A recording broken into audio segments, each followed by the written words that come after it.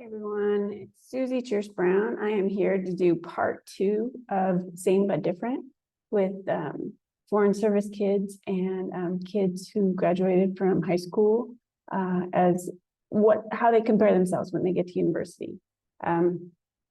So I went through a whole list of things in part 1 with, talked about a little bit about academics, a little bit about, stuff in the room, difference with parents being there, etc.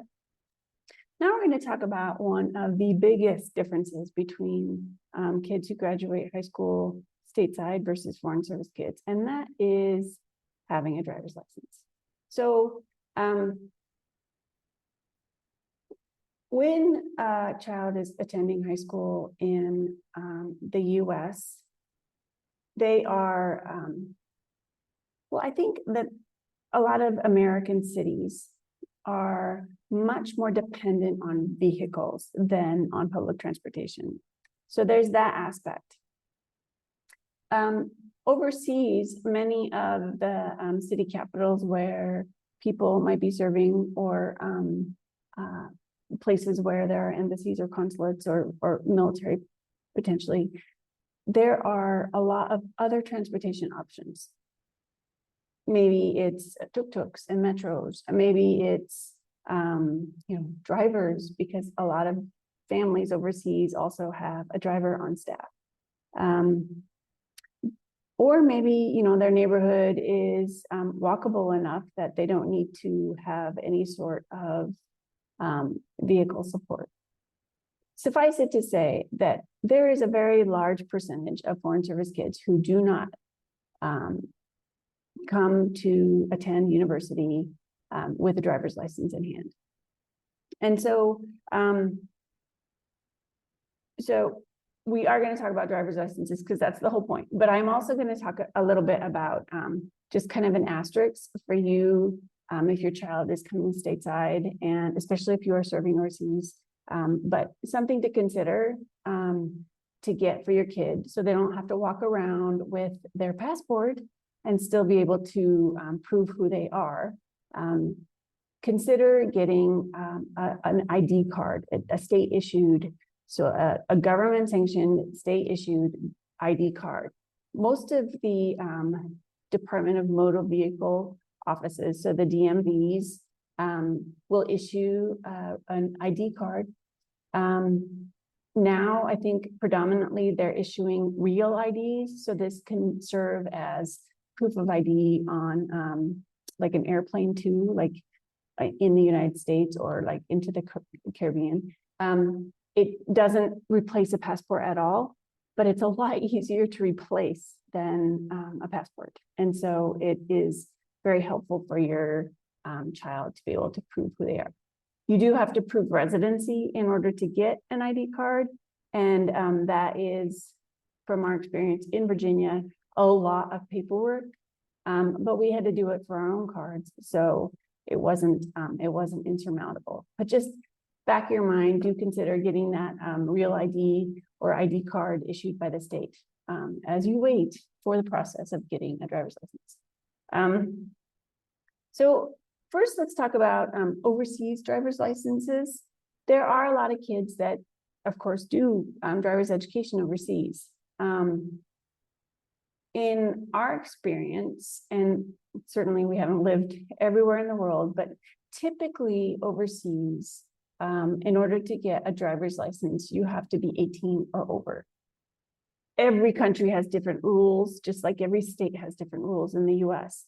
But typically overseas, it is a very rigorous process in order to get a driver's license.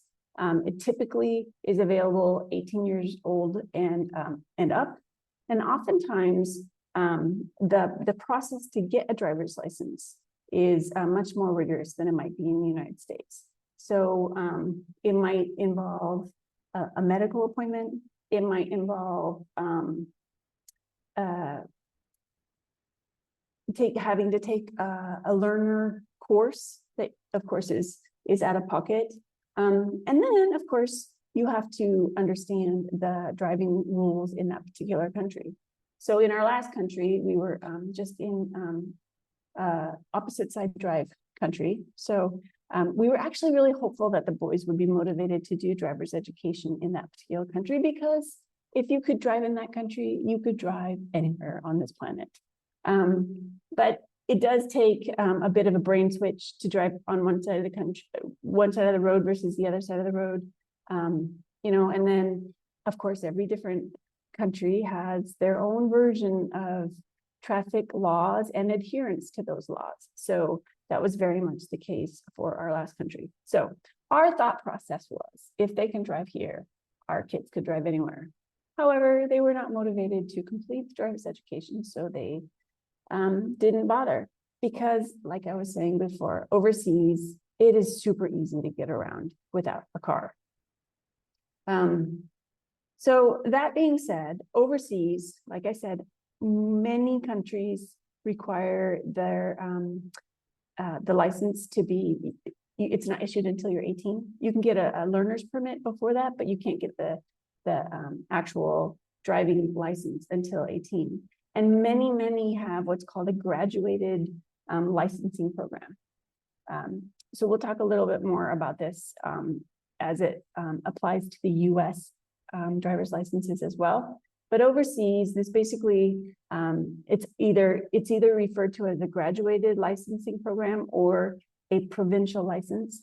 And so basically, it's sort of like a staggered approach to having full access to a full driver's license. And different countries have different lengths during which the new learners have to be in this graduated driving program. So some of the countries are like 1 year. So you don't have full privileges for 1 year. So that might be like Australia or New Zealand or Ireland even, or the EU. Canada has a 2-year provincial license. In the UK, it's a 3-year provincial license. So, I mean, countries are very serious about their drivers, their new drivers, fully understanding the requirements and the rigor of being a safe driver. So hats off, I think that's great. So in the US, you know, when our kids get here and they don't have a driver's license, it can be really challenging for them to figure out the best way to learn how to drive. I don't know about you, and I know that I went to high school about 1 billion years ago, but you know, it was just one of the courses that we did after school or during the summer during high school. Most states have that sort of a program, sort of a supportive get your license sort of a program. This is usually around 16 to 18 years old that that kids stateside are getting their driver's licenses. And it almost always starts with a learner's permit. Most learner's permits, they can apply, the kids can apply for this between the ages of 15 and 16. And at that point, the learner's permit allows them to be driving, but with a supervised driver with them, someone who's over the age of 21. In order to get a learner's permit stateside, every state has their own rules and requirements, but generally speaking, it will involve a test, like a knowledge exam. And oftentimes, like for Virginia, it was 2 parts. One was road signs and one is like rules of the road. I think it's very similar for many states. And then many states also require a vision test. In some states, you can also use your ID card as a learner's permit. So different countries have, or different states have different rules on how that works. Without exception, though, the learner's permit is not permission to drive. It is permission to learn how to drive.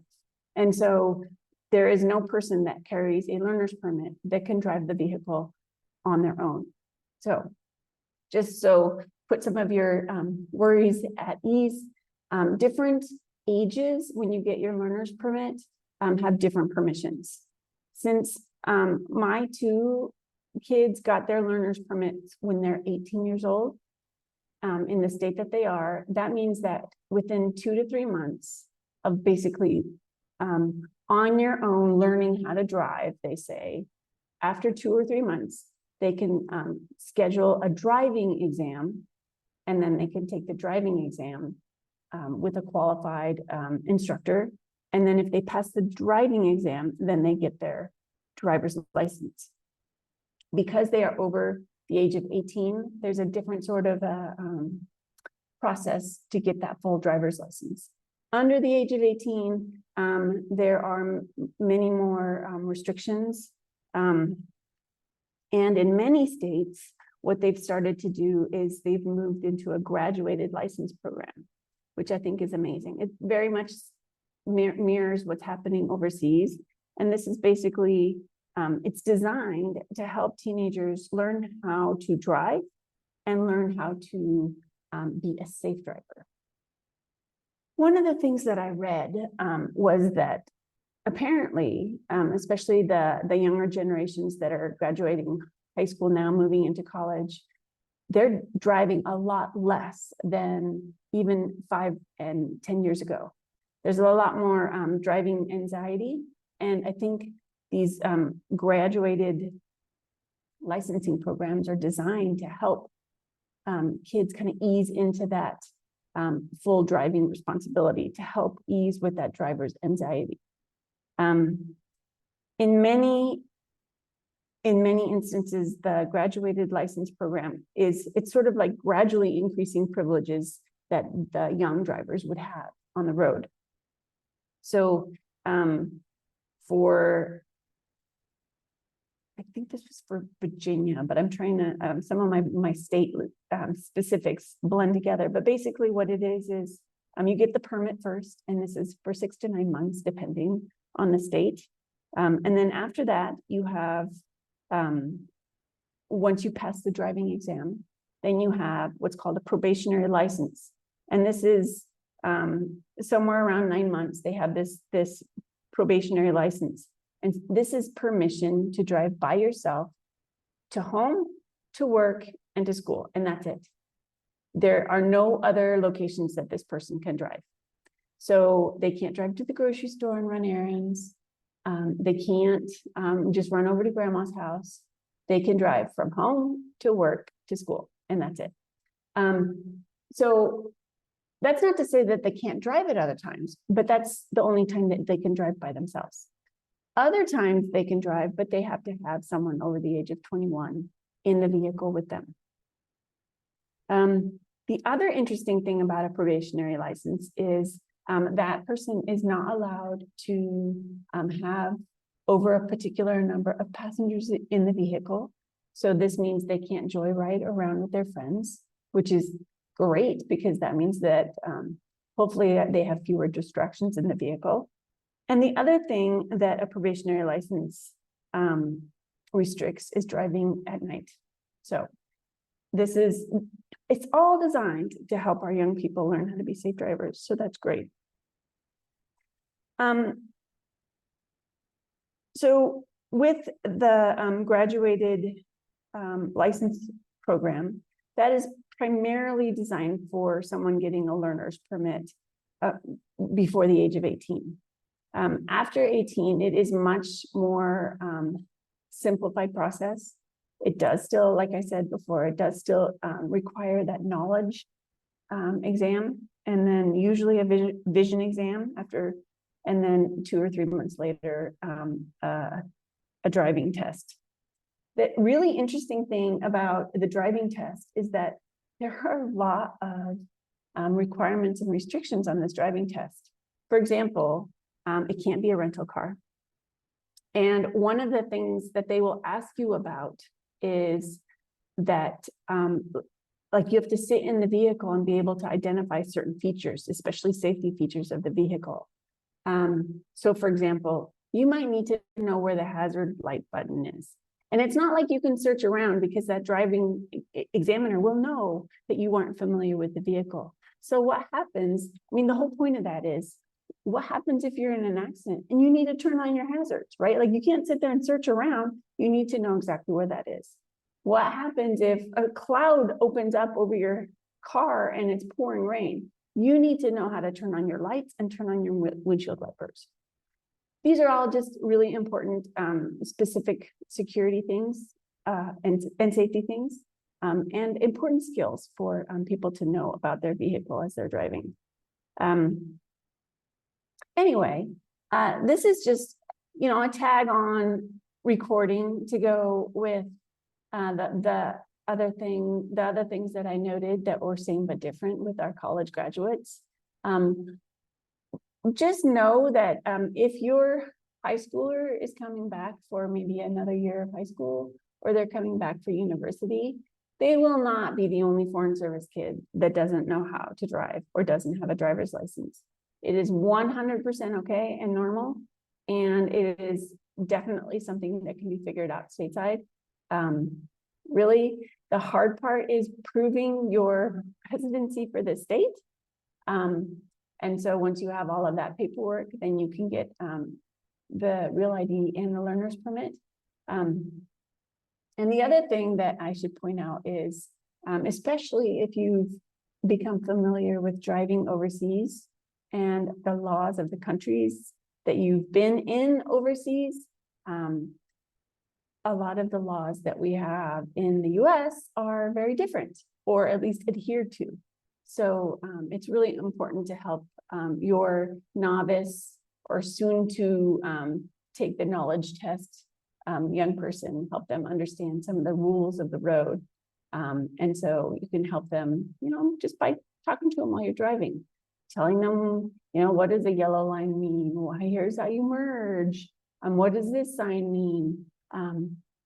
You know, it's a great opportunity for a conversation, and it's a great opportunity to share some of the things that you know really well, and your kids are just learning. Anyway, I hope that your kids, maybe they don't want to drive, and that's okay too, but I hope that if they do want to drive, they study and they pass that exam, and then pass the driving exam with flying colors, and we have some nice, safe drivers out there on the road. Thanks for listening. As always, it's lovely to chat with you, and I will have another recording for you soon. Bye.